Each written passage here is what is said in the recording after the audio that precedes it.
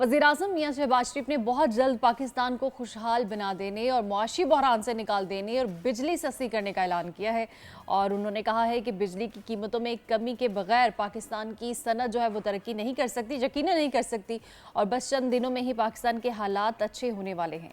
और वज़ीर-ए-आज़म पाकिस्तान मियां शहबाज शरीफ कौम से जल्द खिताब भी करने वाले हैं और उनके खिताब की तैयारियां भी जारी हैं। इसी पर बात करने के लिए हमारे साथ मौजूद हैं माहिर माशियात डॉक्टर खाकान नदीफ साहब। डॉक्टर साहब, वेलकम टू द शो। जी, good to be with you guys. Thank you sir.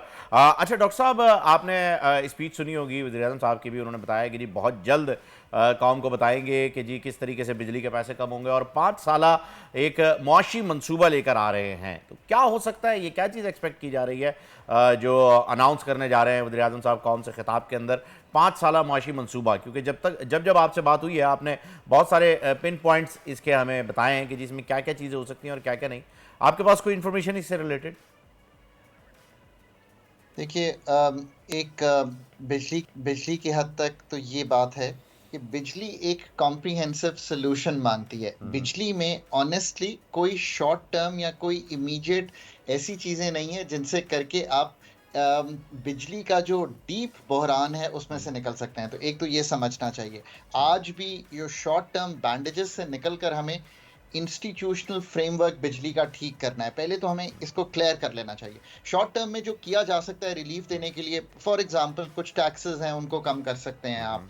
3 रुपए 28 पैसे बिजली के बिल में जो पर यूनिट एक कॉस्ट है जो हम डेट सर्विसिंग सरचार्ज की लेते हैं, उसको कम कर सकते हैं। तीसरा, आप आईपीपी से अगर निगोशिएट करें तो 94 और 2002 के जो आईपीपीज हैं जिनको हम 84 अरब रुपए मेरा ख्याल है दे रहे हैं, उनको फारिग कर दें, बिकॉज वो अपनी जो कॉन्ट्रैक्चुअल लिमिट है वो पूरे कर चुके हैं। जो 2015 के आईपीपीज हैं जो कि असल बोझ हैं आपके इस पे, उनसे रीनिगोशिएट करके 2 से 4 रुपए के दरमियान वहां पे रिलीफ आ सकती है।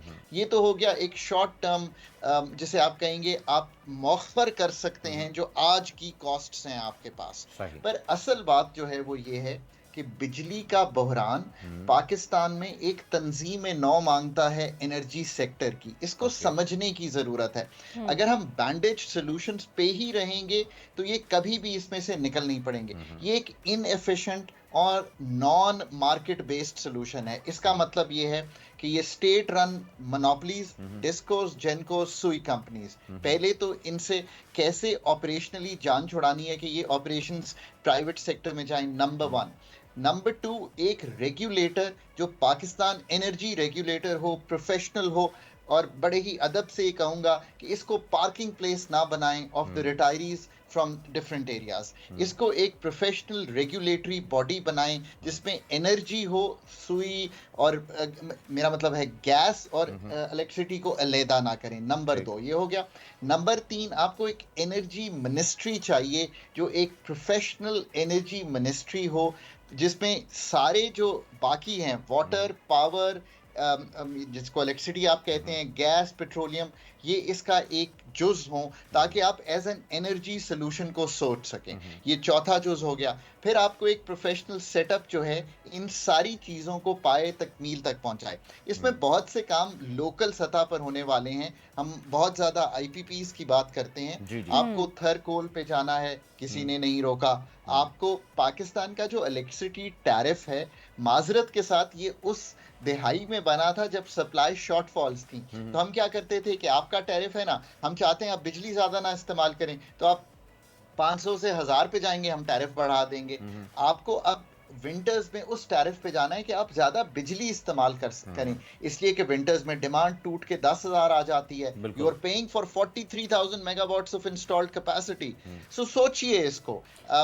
ये चौथी चीज है जो बहुत इंपॉर्टेंट है। सो मैंने आपको ये, अगर आप ये सारे काम करने जाएंगे तो आपको एहसास होगा कि ये कम से कम 2 से 5 साल मंसूबा है। पर उसके बाद एक कंपेटिटिव मार्केट बेस्ड आपको बिजली का निज़ाम मिलेगा। जैसे कि मैं आसान मिसाल देता होता हूँ, टेलीकॉम सेक्टर में 3-4 लोग हैं, आप उनमें से किसी से भी खरीद सकते हैं। There is a competition, private sector led है, मोनोपोली, ये स्टेट रन मोनोपोलीज हैं। आपने बहुत अच्छा किया, दोबारा इसका जिक्र किया।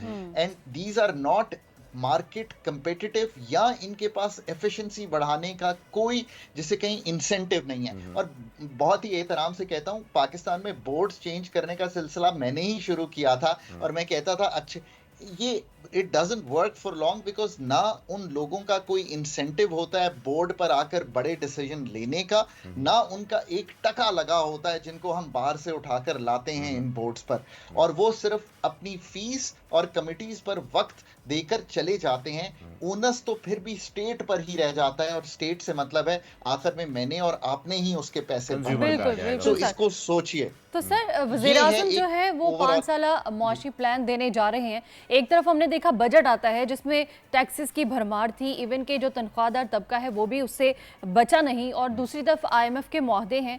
उसके बाद ये जो मुआशी प्लान देने जा रहे हैं 5 साला वजीर आजम, क्या समझते हैं आप, क्या अच्छी चीज़ें हो सकती हैं इस मुआशी प्लान में इन सब चीज़ों के बावजूद? अब दूसरी गुफ्तगू कर लेते हैं। लेट मी से दिस, देखिए जब हम बजट देने आ रहे थे तो आई थिंक मुल्क में जो कॉन्फिडेंस लेवल था वो बेहतर हो गया था। इसका ये मतलब नहीं है कि वो बहुत हाई राइड कर रहा था, बट पीपल हैड थॉट कि एक फंड के साथ एंगेजमेंट हो गई है, हमारा डॉलर के रिजर्व्स बेहतर हो गए हैं, इन्फ्लेशन डाउनवर्ड ट्रेंडिंग है, कीमतें बढ़ रही हैं पर उस शरह से नहीं बढ़ रही जो पहले बढ़ रही थी। तीसरा आपने देखा जो बैरूनी खसारा था वो संभल गया है। इन सब चीज़ों को कहते हैं कि एक स्टेबिलिटी या मैक्रो इकोनॉमिक स्टेबिलिटी दिखाई दे रही थी। पर फिर यूं हुआ कि एक बजट आया जो बोथ आई थिंक अथॉरिटीज़ ने भी और IMF ने भी बहुत हैवी रखा ऑन द टैक्सेशन साइड और कमज़ोर रखा on the expenditure side. Expenditures को 24% बढ़ाना, पाकिस्तान के डेवलपमेंट बजट को 1400-1500 पर ले जाना, ये आई थिंक नेसेसरी नहीं था इस वक्त। उसकी वजह से एक कॉन्फिडेंस जो है वो थोड़ा सा, मैंने कॉन्फिडेंस सर्वेस भी देखे, थोड़ा सा हर्ट हुए, और बिजली की कीमत बढ़ी तो और हर्ट हुए।